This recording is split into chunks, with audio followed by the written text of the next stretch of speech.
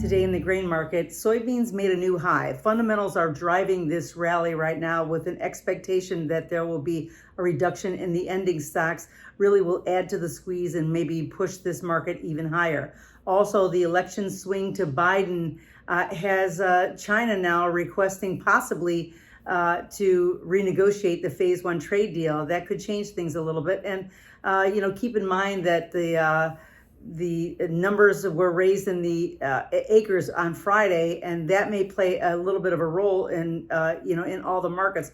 Also, the U.S. dollar index is at a 2.5-year low. Those kind of things really will play into the market. So even though the stock market was up at one point 1,600 points, it possibly is having a little bit of an impact on the soybean market, but not really on the rest of the grains.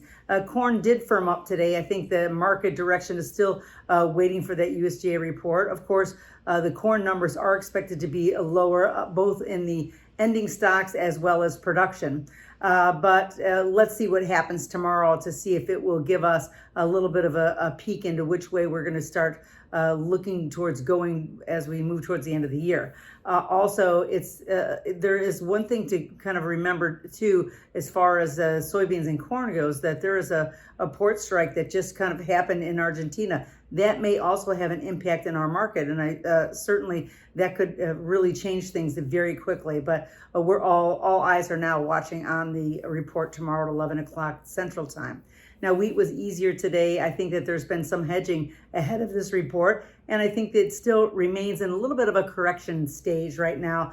Friday's report did say that there was an increase in acreage for wheat, up 1.7 million acres, up to a total of 46. And there's a couple of things going on. Even the funds are buying Kansas City wheat and selling Chicago wheat and Minneapolis wheat. So that gives an idea of where some of the fund money is adding to some of the pressure in the market. We still are sitting around that $6 benchmark. And so for the time being, the market's still moving sideways, and we are in that correction stage. And time will tell if this is a correction then to turn around and move back higher, or if this is really the start of the market starting to decline somewhat, especially on the wheat side.